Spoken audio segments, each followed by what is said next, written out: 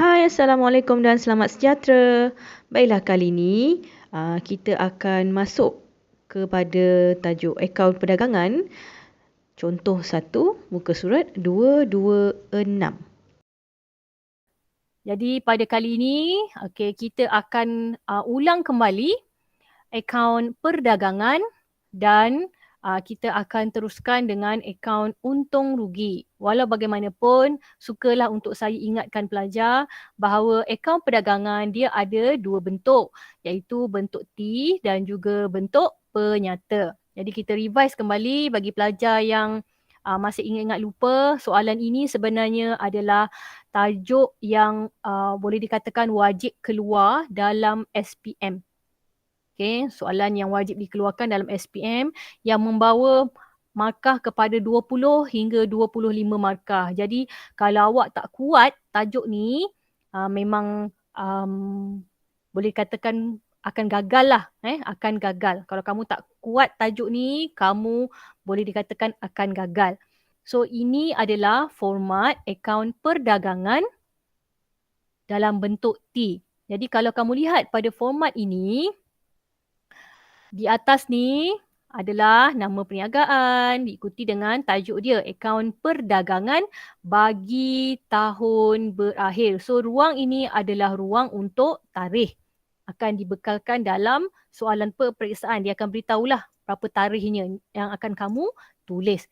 Kemudian kita ada bahagian ini iaitu inventory awal, belian, semua butiran di sebelah debit ini adalah urusan berkaitan dengan barang. Barang-barang yang kita nak jual. Semua berkaitan dengan barang-barang yang kita nak jual. Manakala di sebelah kredit adalah urusan jualan. Maknanya di sebelah kredit ni semua berkaitan dengan duit yang kita akan dapat. Di sebelah debit adalah semua berkaitan dengan duit yang kita akan keluarkan semasa kita membeli barang-barang yang kita nak jual tersebut. Sebab itulah kalau kamu lihat di sebelah kredit dia ada jualan. Kita dah jual barang, tiba-tiba dah dapat duit ni, lepas tu ada orang pulangkan barang sebab dia kata barang tu rosak dan sebagainya. Jadi kita akan dapatlah jualan bersih. Jadi jualan bersih ni kita kena kira. Sampai setakat ini saja kita kira jualan bersih. Kemudian berada di sebelah debit pula, kita ada senarai barang-barang, senarai harga-harga barang yang kita beli. Barang-barang ni kita akan jual kemudian. Jadi, apakah barang-barangnya? Okey, contoh inventory awal ni, baki yang ada di dalam kita punya store ataupun baki yang ada dalam kita punya kedai dekat rak tu. Yang belian ni pula, disebabkan Maggi tu contohnya kita ada 10 bungkus Maggi. Daripada bulan lepas nak bawa ke bulan ni ada baki 10 bungkus Maggi. Kemudian kita nak jual. Bila nak jual, Maggi tu tak cukup. So kita akan buat pembelian yang baru untuk kita masukkan di rak kita. Jadi kita buatlah pembelian yang baru. Kita beli lagi 100 bungkus Maggi contohnya. Lepas tu antara 100 bungkus Maggi tu mungkin ada yang tersalah beri kepada kita. Kita tak nak jenama ni tapi dia bagi pula kita jenama mami contohnya. So kita pulangkan balik. Bila kita pulangkan balik dapatlah belian bersih. So nilai belian bersih ni adalah nilai terkini lah selepas kita tolak balik dengan pulangan belian. So kalau soalan tanya berapa belian bersih sama dengan belian tolak pulangan belian. Berapakah jualan bersih? Jualan bersih adalah jualan tolak pulangan jualan. Okey, dalam masa kita membeli barang-barang tersebut, kita kena bayar cas. Cas apa? Ada 4 cas di sini. Sama ada cas transport lah. Cas angkutan masuk. Maknanya kita beli barang tu, lori tu hantar ke kedai kita, dia suruh kita bayar duit transport tu. Kita bayar. Kemudian upah dia, kita bayar upah. Kemudian duty import ataupun nama lain dia adalah cukai lah. Cukai ke atas barang yang kita beli. Itu namanya duty import lah, cukai import ataupun cukai atas belian. Diikuti dengan insurans atas belian. So, kalau kamu nampak apa yang dia tambahkan ni, semua ini adalah nilai kos-kos ataupun nilai belanja yang kita perlu bayar semasa kita beli barang-barang ni. Tapi tak semua cas ni akan dikenakan kepada orang yang membeli. Mungkin langsung tak ada. Mungkin hanya perlu bayar insurans saja ataupun mungkin hanya perlu bayar angkutan masuk saja. Jadi tak semestinya empat-empat ni ada. Jadi lepas kita totalkan semua lah, lepas kita totalkan semua belian bersih dengan empat-empat angkutan masuk, upah atas belian, duty import dengan insurans atas belian, kita akan dapatlah satu nilai yang baru. Okay, nilai ini adalah kos belian lah. Okay, kos ke atas barang-barang yang kita beli. So ini nama dia kos belian. Okay, seterusnya kalau kamu lihat di dalam insurans atas belian ni, dia insurans sebenarnya dia ada dua jenis tau. Satu, insurans saja. Kalau insurans saja maksudnya insurans ke atas kedai. Kalau insurans atas belian, maksudnya insurans ke atas barang.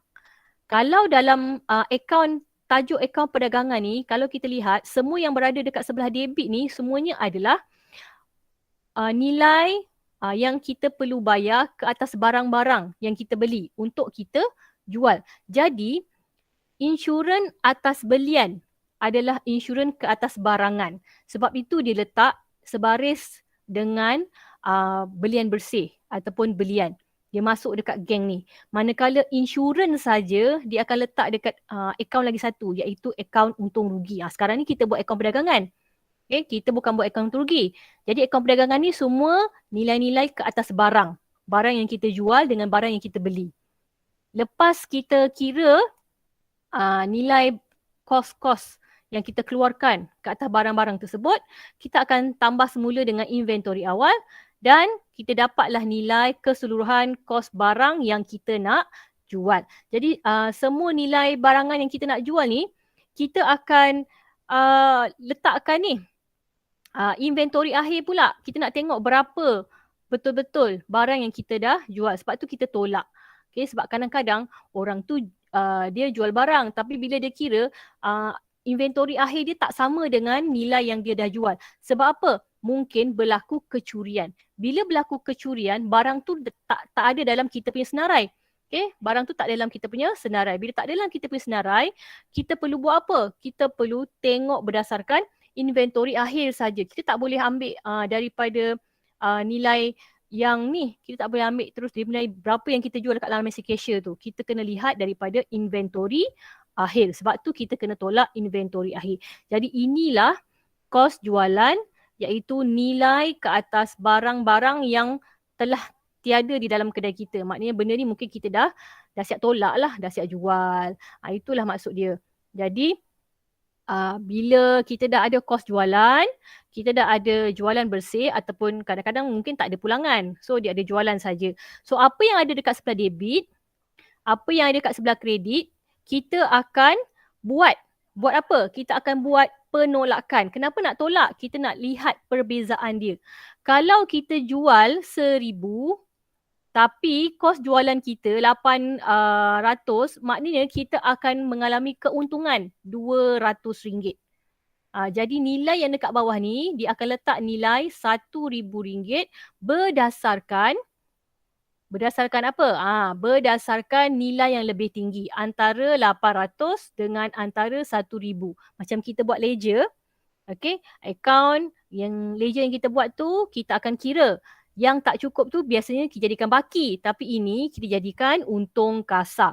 Inilah cara dia buat. Okay, ini adalah bentuk T. Okay, ini adalah bentuk T. Manakala kalau format penyata benda yang sama, cuma yang di sebelah kredit tadi dia akan letak dekat sebelah atas. Okay. Yang berada dekat sebelah debit ni, dia letak semua. Ni yang warna oranye ni semua adalah yang di sebelah debit.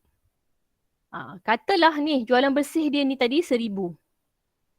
Kemudian dia punya kos jualan tadi ni 800. Jadi dia tolak. 1,000 tolak 800, dia akan dapat positif 200. Kalau positif, nama dia untung kasar RM200. Kalau dia buat negatif, okay, katalah dia kira tadi negatif. Contoh di sinilah, katalah dia kira ni 500. Kat bawah ni 800. Dia tolak 800. Jadi dia akan dapat negatif 300. Kalau dia dapat negatif 300, kamu letak kurungan. Okay, maknanya rugilah. So jawapan dia rugi kasar. Jangan letak tolak. Jangan letak tolak. Kalau tak tolak tu salah. Okay, mesti dalam bentuk kurungan. Saya harap pelajar yang salah jawab tu, yang dah hantar jawapan pada saya, minta perbetulkanlah. Ini adalah format bentuk penyata. Semua ni ada di dalam buku teks kamu. Okay, ada di dalam buku teks. Jadi, ini adalah contoh satu yang ada di dalam buku teks pada muka surat 226. Okey, sekarang ni semua buka muka surat 226. Semua buka muka surat 226. Kita lihat. Soalan di sini, dia minta kita sediakan akaun perdagangan dalam bentuk T dan bentuk format penyata. Soalan ni saya tak pernah suruh kamu buat. Tapi kali ni kita akan buat bersama-sama sebab ada yang tak hantar lagi tugasan dekat saya. Okay, so kali ni soalan ni kita akan buat bersama-sama. Okay, semua lihat muka surat 226. Okey, semua lihat muka surat 226, bersedia dengan kamu punya test pad ataupun buku latihan. Okey, kamu tulis dulu tajuk dia akaun perdagangan. Okey, nama kedai dia adalah Perniagaan Hakim Berjaya. Tajuk dia kita tulis bersama-sama. Okey, tajuk dia akaun perdagangan bagi tahun berakhir. 31 Mac 2016. Macam mana saya tahu 31 Mac ni? Soalan ni dah sebut 31 Mac. Kita follow saja 31 Mac. Jadi, benda yang kita kena buat adalah kita labelkan dulu dia punya RM. Sini, RM di sebelah kredit. Kita buat bentuk T dulu. Okey, kita labelkan RM. Yang pertama di sebelah debit. So kalau kita lihat kembali di sebelah debit, kita ada inventory awal. Jadi kita tulis dulu inventory awal. Inventory awal. Kita tulis inventory awal. Okey, di sini inventory awal adalah 1600. So kita tulislah 1600. Okey, orang yang ambil akaun, dia kena tahulah akaun tak sama macam matematik. So pastikan kamu susun angka 10,100,000 tu. Okey, pastikan ada jarak baru ada ribu. Okey, susun nombor dia ikut urutan lah. So kamu lihat seterusnya, kita ada diikuti dengan belian dekat sini. Kita ada belian. Jadi kita pun masukkanlah belian. Okey, belian ada di mana? Di sini. Belian. Okey, belian kita adalah 18,000. So kita tulis belian. Okey, 18,000. Diikuti dengan pulangan belian. Kalau kamu lihat balik buku kamu, okey, kita ada pulangan belian di sebelah sini. Okey. So kita masukkanlah pulangan belian. Dalam soalan ada pulangan belian. Kalau dalam soalan tiada pulangan belian, kita boleh skip. Okay. Sekarang ni dalam soalan ada pulangan belian. So make sure kamu tulis tolak ataupun dalam kurungan negatif. Pulangan belian. Adakah kamu semua bersama dengan saya? Laju sangat ke? Tak, cikgu. Okay, tolak 140. Nak tolak, pastikan dia dalam bentuk kurungan. Okay, Adam Yazid boleh ikut? Boleh. Okey, teruskan. Lepas kita buat penolakan, lepas kita buat operasi, kita mesti buat garisan. Make sure buat garisan. Okey, sekarang ni tekan kalkulator, berapa nilai yang kamu dapat? 18,000 tolak 140. Cikgu, 17,860. 17,860. Okay. Lepas belian tolak pulangan belian, kita akan tulis nama dia sebagai belian bersih. Okay. Lihat balik. Ni format dia. Dapat apa? Belian tolak pulangan belian, dapat belian bersih. Lepas tu kita diikuti dengan adoi ataupun audi. Okay, adoi ataupun audi. Tetapi adoi dengan audi tak semuanya wajib ada.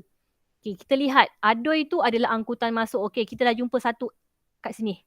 Angkutan masuk. You ada tak you? Upah. Tak ada. angkutan masuk. Duty. Okay, duty tak ada. Insurans. Hanya ada insurans ini saja. Tapi insurans ni dia bukannya akaun perdagangan punya. Ini adalah akaun untung rugi. Jadi kita tak perlu masukkan. So sekarang ni apa yang kamu perlu buat? Tambah angkutan masuk saja. Okay, tulis tambah angkutan masuk. So, kamu tambahkan angkutan masuk kamu di sini adalah 120. So, tulis 120. Okay, tekan kalkulator. Berapalah kamu dapat untuk 120 ni? Lepas kamu tambah. Kamu dapat berapa? Faiz, dapat berapa Faiz? 17,980. Okay, 17,980. Okay. Adakah saya susun di tempat yang betul? Perlu letak di bawah 120 ataupun perlu letak dekat kanan sekali? Kita tengok. Betul tak saya susun? Ya, betul. Saya susun di sebelah kanan. So, kita susun di sebelah kanan. Nama dia kita boleh tulis kos belian ataupun nak biarkan kosong pun tak apa. Dan kita akan teruskan dengan tambahkan inventory awal. So, kita buat garisan dulu. Kita tekan kalkulator, tambahkan 2 ni. Okey, Hanan. Okay, ada Hanan dalam ni. Hanan. Okey, berapa lepas tambahkan dengan nilai tersebut? 1,600 tambah 17,980. Berapa angka yang kita dapat? Tambah berapa Ibu? 2 ni. 1,006 tambah dengan 17,980. Kita terus tambah aja 2 angka yang kat belakang ni. 19,580. 19,580. So ini nama dia kos barang untuk dijual. Okey, perkataan ini wajib ditulis sebab ni semua markah. Selepas kamu dapat kos barang untuk dijual, tengok step dia, kita akan buat tolak inventory akhir. Inventory akhir dia tak akan berada di dalam soalan, tetapi inventory akhir dia akan berada di bawah soalan. Okay, di sini. Inventory akhir 2800. So kita buat kurungan sebab kita tahu kena tolak. Jadi kita buat kurungan tolak 2800. Okay, tolak kan 2800. Jadi lepas kita tolak, okay, siapa ada lagi kat dalam ni? Izani Umaira. Okey, cuba tekan kalkulator. Berapa kamu dapat lepas kamu tolakkan dengan inventory akhir? Adam ke kalau nak cuba? Atau kan Agis? Cikgu, 19,580 tolak 2,800 ke?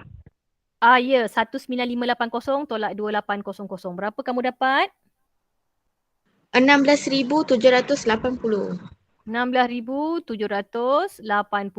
Dia susun saja ikut step ni. Okey, selepas kamu tolakkan dengan inventory akhir, nama dia adalah kos jualan. Okey, nama dia adalah kos jualan. Okey, cukup sampai sini. Inilah dia, kos jualan. Cukup sampai sini. Okey, dah siap? Kita akan pergi ke jualan, iaitu apa yang ada dekat sebelah kredit. Okey, kita dah buat sampai kos jualan ni. Okay, sampai sini kita dah buat. Sekarang ni kita akan pergi sebelah kredit pula. Okay, kita teruskan dengan jualan. So, tulis siap-siap. Jualan nama dia. Okay, berapakah nilai jualan kita? Nilai jualan kita dalam soalan ni adalah 28,000. So, kita masukkan 28,000. Diikuti dengan tolak. Kalau ada pulangan jualan, baru kita tolak. Okey, dalam soalan ni ada pulangan jualan. Kalau tak ada, tak payah tulislah pulangan jualan tu. Okey, tolak pulangan jualan 190. So, kita tulis pulangan jualan tolak dalam kurungan 190. Okey, Tam. Tekankan kita, Tam. Berapa nilai yang kamu dapat? Okey, jangan lupa buat garisan dulu. Okay, 27810. Mic tak boleh on Tam? 27810. Okay, tak apa. Taip pun tak apa. Saya terima. Okay, ini nama dia jualan bersih. So, lepas kita tolak pulangan, nama dia adalah jualan bersih. Okay, lepas kita tolak, kita lihat antara debit dengan kredit, jualan dengan jualan bersih, mana lebih tinggi. Okay, kalau kita tengok, kita ada garisan jumlah ni, kita tulis siap-siap dulu. Okay, ini dah siap lah ni. Ini kita simpan dulu. Kita besarkan yang ni. Okay, antara debit dengan kredit. Yang kredit lah yang lebih tinggi. So, kita akan tulis 27810. 27810. Okey. Adam Yazid boleh ikut tak setakat ni? Boleh. Kita dah nampak dah sebelah kredit 27810. Kita dah tulis dekat bawah. Yang ni pun lebih tinggi ya, kita akan tulis kat bawah. Okey, sekarang ni berapakah nilai yang tak cukup? So nilai yang tak cukup ni dia akan berada dekat sebelah debit. Bila dia ada dekat sebelah debit, nama dia adalah untung kasa.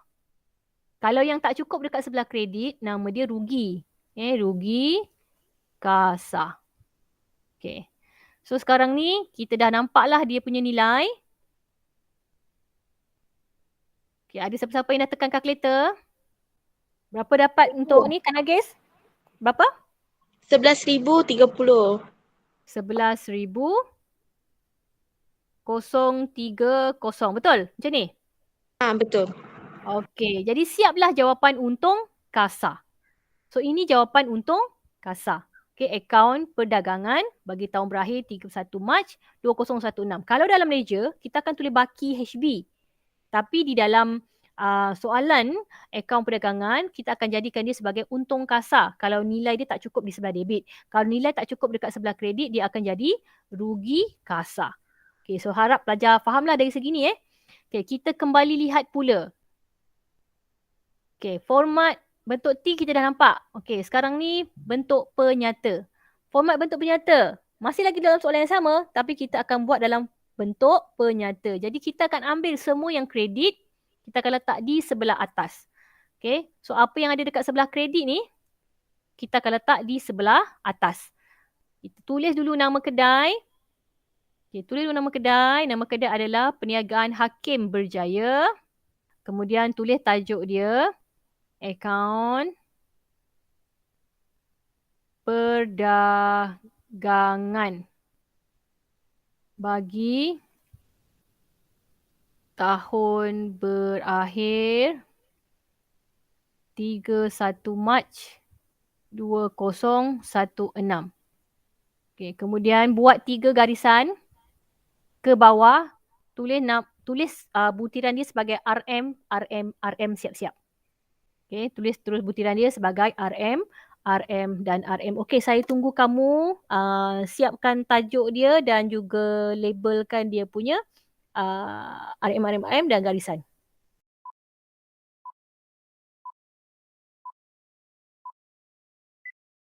Kita lihat format dia tadi dan apa yang ada dekat dalam di sebelah kredit, kita akan letakkan di sebelah atas. Jadi, kita lihatlah semua yang ada dekat sebelah kredit ni, kita akan letakkan di sebelah atas. Kita susun dulu. Okay, selang sebaris bagi nampak kemas. So, kita akan tulis jualan, tolak, pulangan, jualan. Okay, jualan, tolak, pulangan, jualan. So, nama dia adalah jualan bersih. Nama dia adalah jualan bersih. Okey, nilai dia tadi berapa? Kita salin je. Okey. 28,000 tolak 190. Kita akan susun dekat sebelah kanan sekali lah kalau kamu tengok pada buku teks kamu ni. Okay, dia susun dekat sebelah kanan. So kita akan letak kat sebelah kanan. Nilai kita tadi 28,000. Kita akan tolakkan dengan 190. Buat garisan jumlah. Kalau saya laju sangat beritahu. Okey, jawapan dia tadi ni adalah 27810. Kita pun tulis 27810. Siaplah bahagian kredit telah diletakkan dulu di sebelah atas. Okey, semua bahagian kredit telah kita susun di sebelah atas. Setakat ni ada sebarang pertanyaan? Ada cikgu.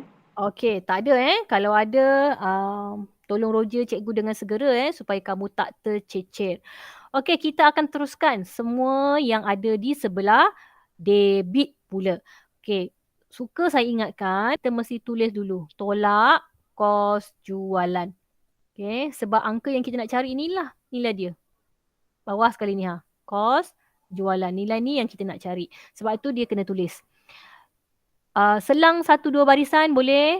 Okey, kemudian kita tulis negatif ataupun tulis tolak kos jualan. So pastikan pelajar konsisten. Kalau kamu tulis tolak, T-O-L-A-K, kamu pastikan konsisten lah. Sama je lah.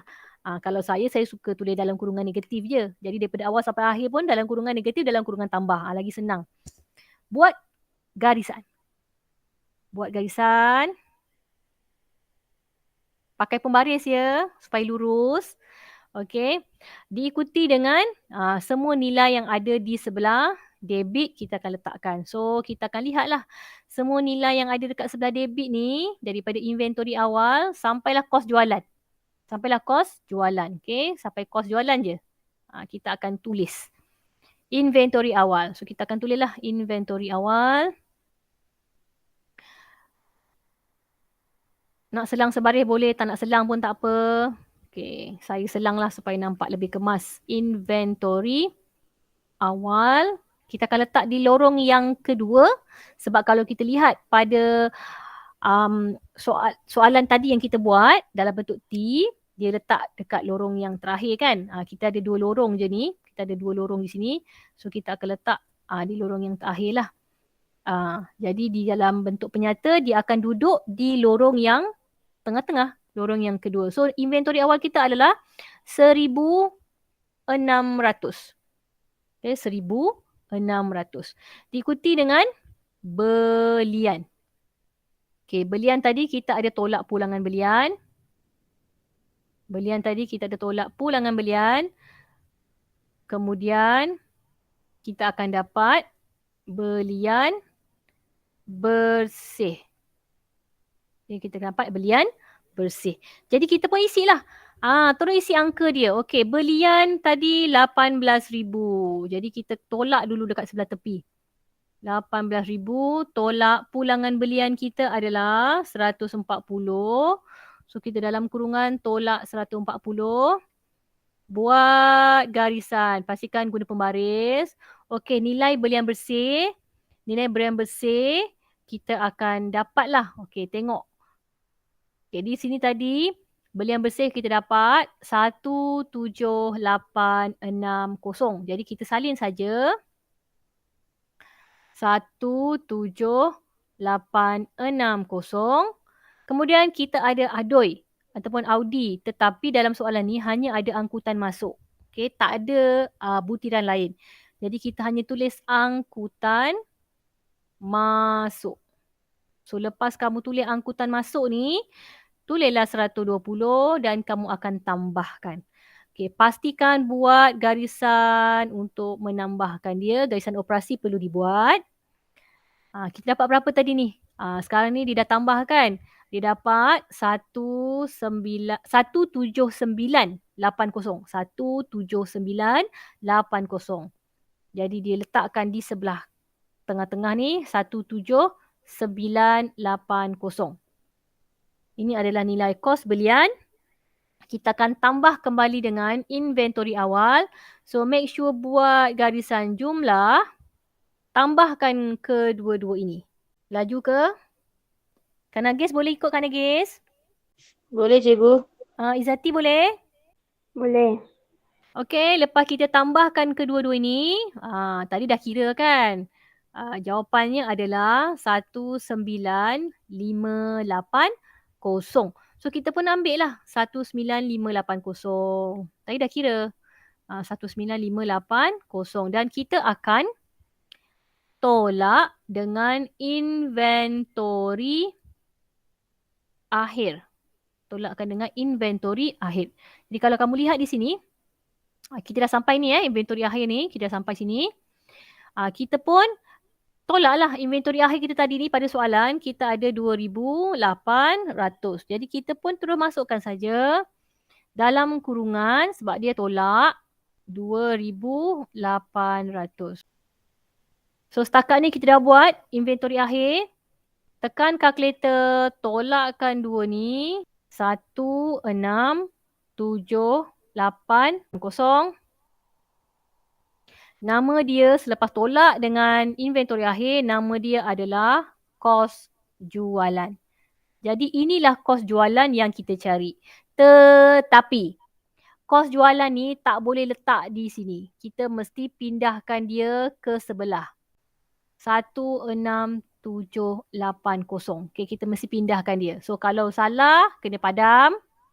Pindahkan ke sebelah dahulu. Kenapa kena pindahkan ke sebelah? Sebab kalau dalam bentuk T tadi, kita akan ambil nilai yang lebih besar antara jualan bersih dengan kos jualan, kita akan tolak. Sama juga dalam keadaan kita buat bentuk penyata. So kita dah kira tadi yang ke atas ni, kita dah kira berapakah jualan. Sekarang ni kita dah kira berapakah kos jualan. Kita akan ambil jualan tolak kos jualan. Jadi bila jualan nak tolak dengan kos jualan, kita tahu dia kena tolak. Okay. Kita mesti buat bentuk kurungan. Pastikan dia buat dalam bentuk kurungan. Kemudian buatlah garisan. Sebab kita nak buat operasi kan. Kita akan ambil 27810. Kita akan tolak 16780. 11030. Buat 2 garisan. Menandakan dah selesai. Ini nama dia positif kan? Kita tolak 27,810 tolak 16,780. Kita dapat positif 11030. So ini nama dia adalah untung kasa. Okay, ini nama dia untung kasa. Dah siap dah. Siaplah kita punya bentuk penyata. Next. Kita dah siap dah ni. Bentuk T dan bentuk penyata. Sebenarnya di dalam buku teks, muka surat 226, dah ada jawapan bentuk T dan juga jawapan bentuk penyata pada muka surat 227. Okey, dah ada kedua-dua ini. Di belakang ada latihan. Okey, kalau kamu lihat pada muka surat 248, cikgu ada pernah suruh kamu sediakan latihan pada muka surat 248 ni. Cikgu dah pernah bagi latihan ni.